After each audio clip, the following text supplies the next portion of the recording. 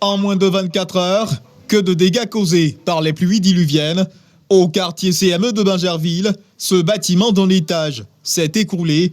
Les locataires, ayant senti le danger venir, ont pu quitter les lieux avant l'effondrement. Quand nous sommes arrivés, on voyait que la pluie était trop forte. La pluie est rentrée à bas de la maison, puisque la maison était mal placée.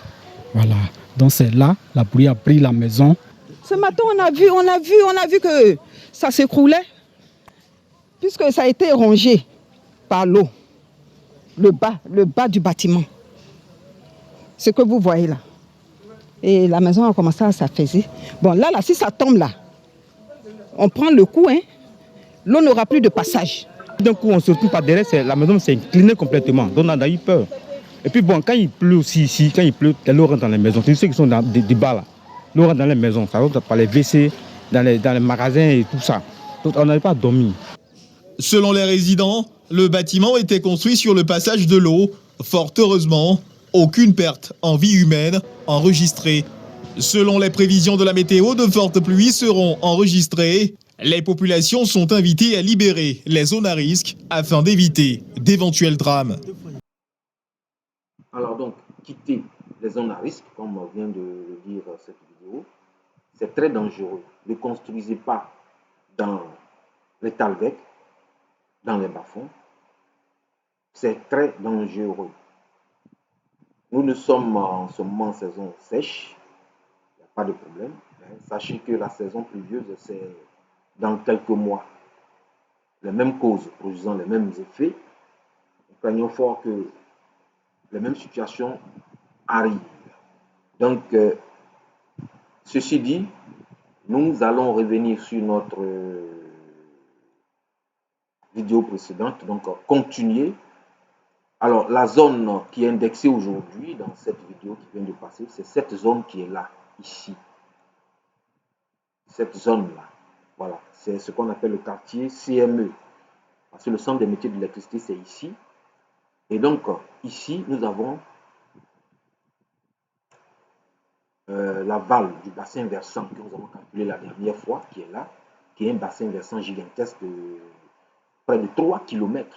Nous avons dit aussi que le rôle de ce bassin versant, c'est quoi? C'est de collecter toutes les gouttes de pluie. Donc, lorsqu'il y a un événement pluvieux, toutes les pluies qui tombent à ce bassin versant-là se concentrent et viennent à cet endroit-là pour être évacuées ici, dans ce canal naturel.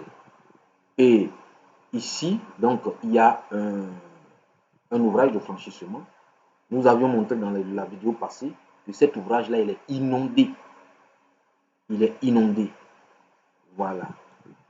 Il est inondé. Et donc, cette eau-là doit donc s'engouffrer dans ce canal-là.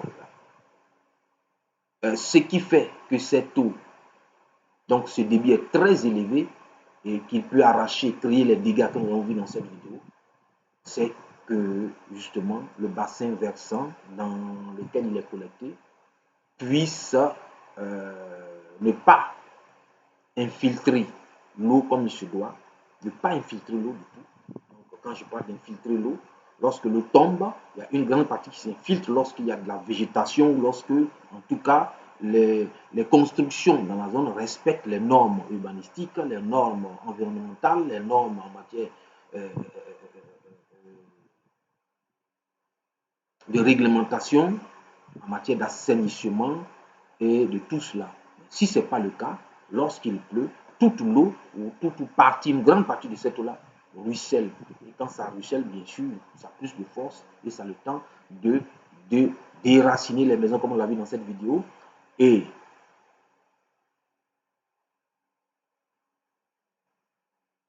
lorsque, en plus de cela, donc, il y a des gens qui sont un peu plus près, n'est-ce pas, des zones très basses où justement l'eau passe, bien sûr, ils sont impactés par cette situation. Dans la suite de cette vidéo, donc, nous allons calculer le débit ici, qui vient ici. Nous allons donc le calculer en fonction de tous les paramètres qui nous sont présentés ici. Nous allons utiliser donc le logiciel SMS et KMS afin de pouvoir donc modéliser ce débit-là et le calculer.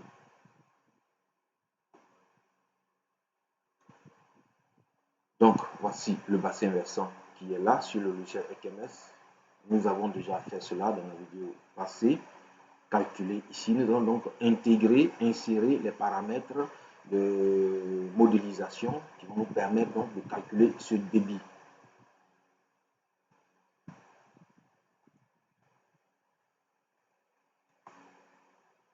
Le bassin versant. Nous allons cliquer sur le modèle de bassin versant ici. Donc les paramètres de ce bassin-là sont là. Nous allons donc essayer de voir les caractéristiques de ce bassin versant qui ont été donc collectées par le logiciel, calculé par le logiciel. Voici la longueur du plus long cheminement hydraulique qui est ici, qui est d'environ 5,8 km. Et la pente, n'est-ce pas, générale du bassin versant qui est d'environ 1,5%. Donc c'est une pente assez grande et nous savons que cette zone de Bingerville est une zone assez escarpée où il y a beaucoup de pentes. Il y a de fortes pentes. Donc voilà tous les paramètres qui sont là. Nous les avons collectés et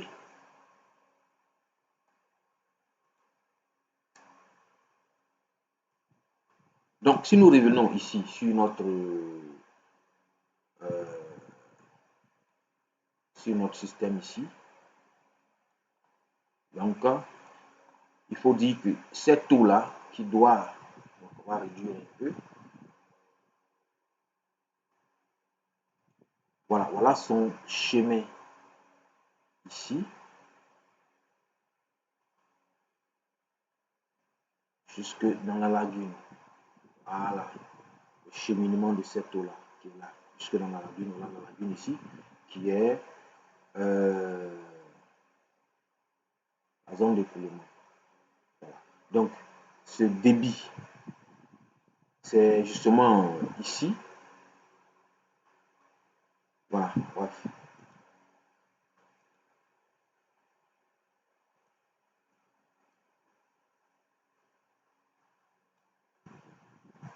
Les différents paramètres que nous allons intégrer, les voici ici. Déjà, la discrétisation, elle concerne donc le modèle de calcul que le logiciel va utiliser par rapport au modèle numérique de terrain. Donc ici, nous connaissons déjà la projection. Nous sommes dans la zone 8e 30, zone nord. Et puis, nous laissons ici comme taille des cellules 2000.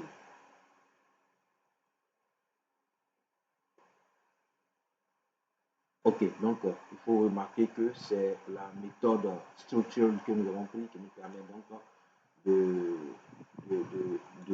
d'insérer ces données que nous venons d'insérer. Alors, concernant le canopé, nous allons mettre known. La méthode qu'on va utiliser pour modéliser l'effet de la neige, on va mettre known puisque nous n'avons pas de neige dans cette zone-là. La surface méthode, nous allons la laisser. Loss méthode, nous allons utiliser donc le curve number que nous avons explicité dans nos vidéos antérieures. Alors, pour ce qui concerne le curve number, de manière rapide, alors le modèle, c'est le modèle SCS que nous allons utiliser pour modéliser notre débit. Et ce modèle-là, il est obtenu à partir de différents paramètres. Et de cette formule-là, la formule le calcul du volume de ruissellement, R qui est égal à, voilà, c'est cette formule-là. Donc P, c'est la hauteur de précipitation. Nous avons pris donc la pluie maximale journalière décennale dans cette zone-là qui est de 260 mm de pluie.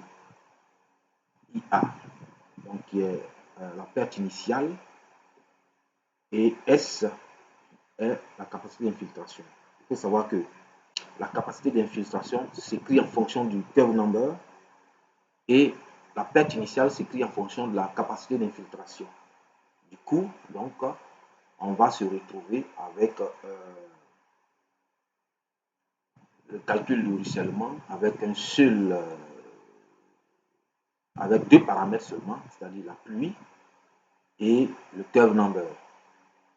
Alors, pour avoir le curve number, c'est en fonction de différents paramètres, c'est-à-dire le type de sol, ici, et puis le type de couverture du sol, ici. Ces différents paramètres-là de la zone. Et le curve number, généralement, c'est une sommation associée à des pondérations en fonction, par exemple, de la superficie. Donc, le curve number de la zone, en gros, nous allons prendre 87,5, ce qui est donné par certains paramètres.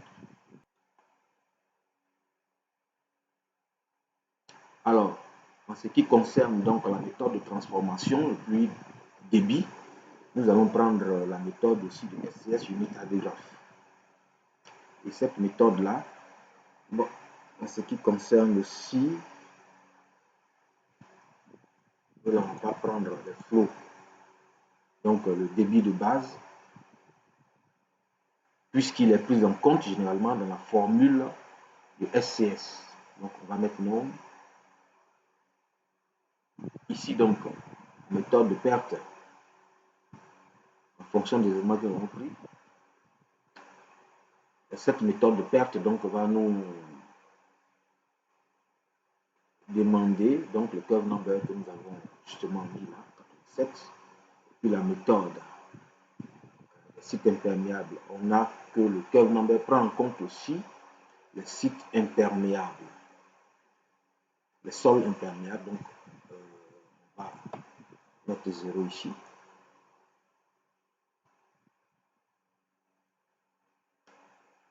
En ce qui concerne, alors, ici donc nous avons deux facteurs, deux paramètres à intégrer. Nous avons déjà le type de graphe. Alors, il faut savoir que ces paramètres qui sont là, donc le PRF, c'est le point,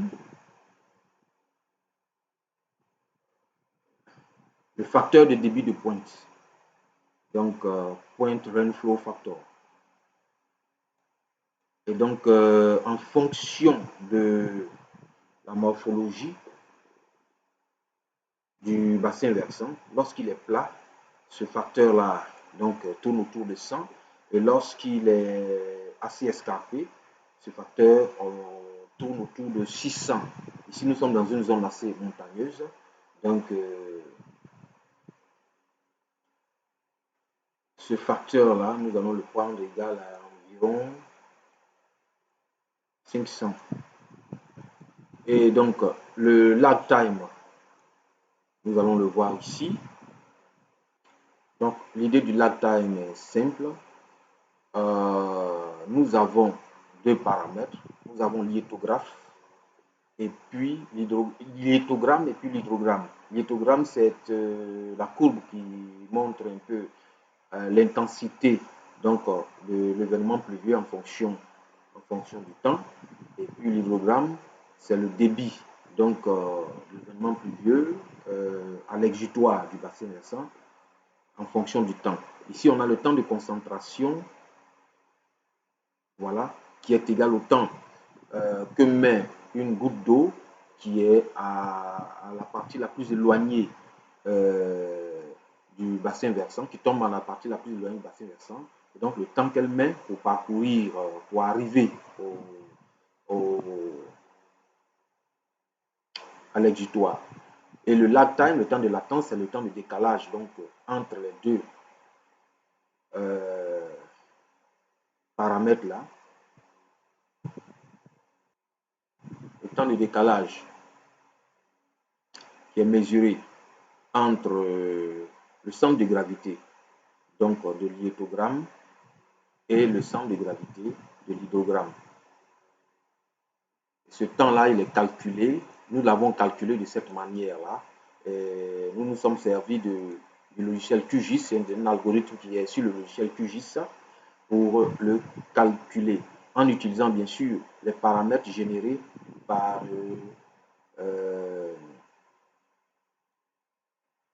ici, par HMS ici, ces paramètres ici dont nous avons parlé. Et donc,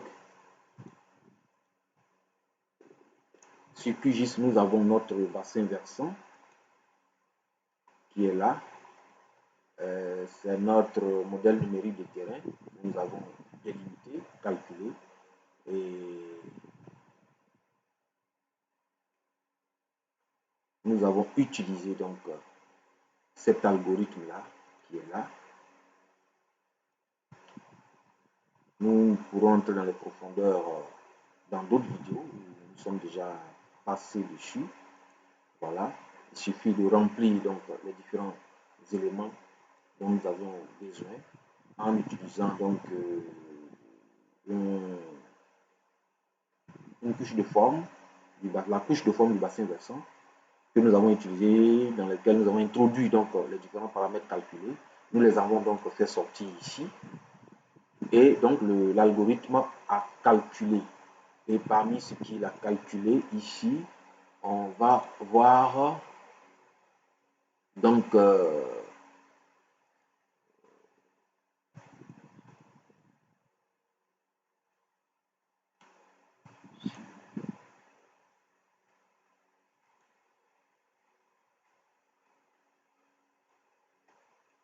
ok. Donc on a plusieurs formules de calcul du temps du lag time. Et nous allons prendre ici la formule de Eagleson. Alors qui donne 155,4 minutes.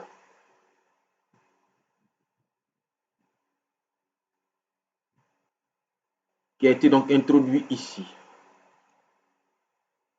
Ici donc, nous mettons, voilà, nous avons mis le ici dessus. Alors, le flow de base, donc nous mettons non parce que justement cela est pris en compte aussi. On va dire un peu dans la méthode du SCS, mais en gros, nous sommes dans une zone où le ruissellement est très élevé et on va minimiser quand même les infiltrations, ainsi donc minimiser les flots de base.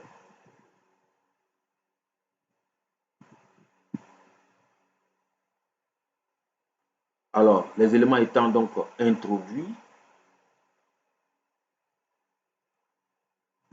voilà, nous allons donc passer à un autre modèle. Ici,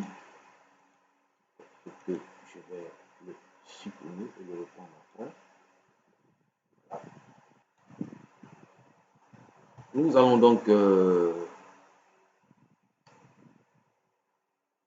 créer le modèle météorologique ici.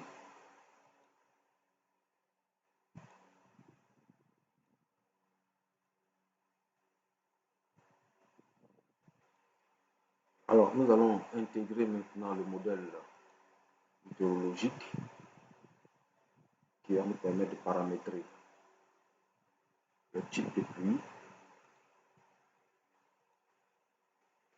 Nous mettons ici dans le modèle météorologique unité métrique. Nous allons simplement ici dans le type de précipitation, nous allons prendre hypothetical storm. Voilà. Ici. Et les autres paramètres, à part ici, vont rester tels.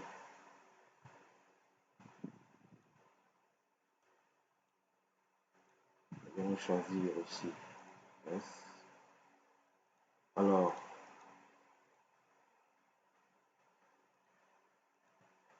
dans le modèle hypothetical storm,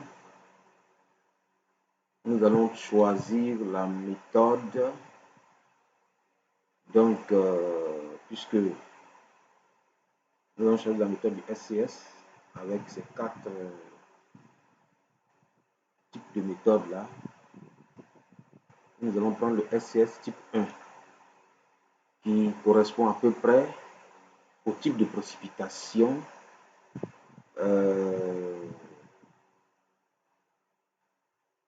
en zone tropicale.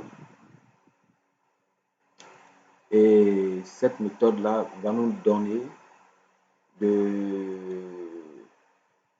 d'introduire donc notre pluviométrie journalière maximale décennale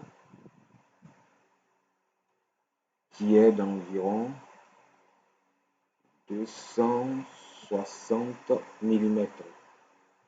Ici, nous allons laisser le facteur de réduction.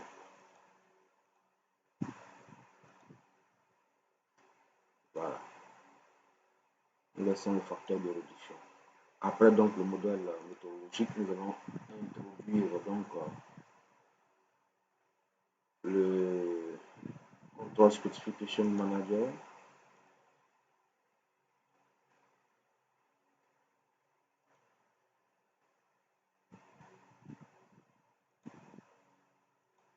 Qui lui va nous permettre donc de baliser un peu le temps de notre événement pluvieux en lui attribuant un pas de temps. Et le logiciel va se charger donc de caler pendant donc le calcul en fonction donc de l'histogramme qui sera créé. Et donc on va mettre donc pour ce faire la date donc de début. Voilà, donc il débute le 1er juillet 2022 à 0h et se termine le 2 juillet 2022 à 0h.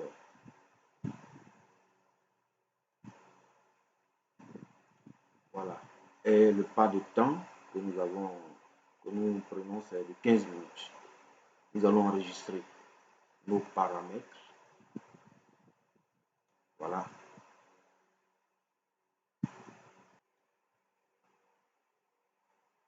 Nous allons donc paramétrer nos calculs ici en créant la simulation.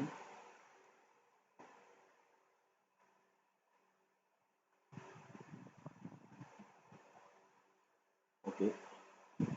Next. Un seul bassin, une seule méthode, contrôle, finish. Alors là, nous avons donc, nous voir ici, Spatial Result, yes. Et donc nous allons lancer donc le calcul. Le calcul est fini.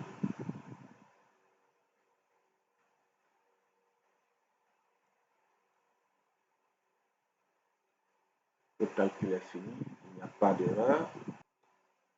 Alors nous allons donc voir les calculs. Donc voici le résumé des calculs. Notre débit de pointe, c'est de 106,5 mètres cubes par seconde. Voilà le débit donc qui aboutit 105 mètres cubes par seconde. C'est ce débit-là qui aboutit donc à notre exutoire. À partir de ce débit, avec le logiciel HMS, nous allons donc calculer le canal et puis voir donc le niveau, la hauteur d'eau, ce qui va nous montrer un peu le niveau d'inondation ainsi que la puissance de l'eau. Donc c'est un débit très élevé et nous comprenons donc les dégâts qui sont causés par cette pluie-là. Et donc ici, nous allons voir donc le graphe. Voilà, nous avons l'histographe ici et puis l'histogramme de crue.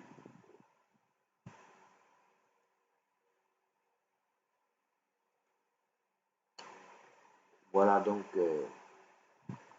la table des différentes données qui ont permis de constituer l'histogramme de crue. Voilà. En gros, voici où nous aboutissons. Donc, en conclusion, nous avons un débit assez élevé et nous comprenons bien pourquoi est-ce que donc ces dégâts ont lieu. Nous avons expliqué clairement comment nous avons calculé et ce qui explique un peu le fait que ce débit soit élevé malgré que nous ayons donc minimisé un peu certains paramètres. Le fait que ce débit soit élevé à cause donc de l'occupation, le chiffre de curve number que nous avons pris en compte, voilà, il a été aussi minimisé. Mais malgré cela, on a un débit très élevé. Très élevé. Voilà, en gros, donc, comment nous avons calculé de manière survolée le débit à partir de l'échelle EKMS. La prochaine phase va nous permettre donc de simuler donc le ruissellement et l'inondation à partir de l'échelle ECRAS. Nous pourrons aussi le faire, nous allons le faire aussi à partir du logiciel QGIS et nous allons faire la même simulation sur le logiciel ECRAS. Alors, nous vous remercions et à la prochaine.